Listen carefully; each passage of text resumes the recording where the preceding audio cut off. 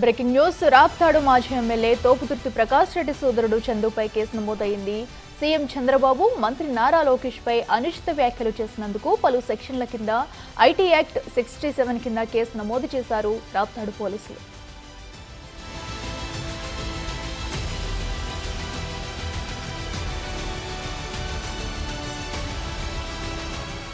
గత ప్రభుత్వ హయాంలో అనంతపురం జిల్లా రాప్తాడు ఎంపీడీఓ ఆఫీసులో చంద్రబాబు, లోకేష్ పై అమానవీయ వ్యాఖ్యలు చేశాడు చందు. అప్పట్లో మొద్దు శ్రీనికు వైఎస్ రాజశేఖర్ రెడ్డి ఒక్క మాట చెప్పి ఉంటే చంద్రబాబు ఆయన కుటుంబాన్ని చంపేవాడని తోపుదుర్తి చందు కామెంట్స్ చేశాడు.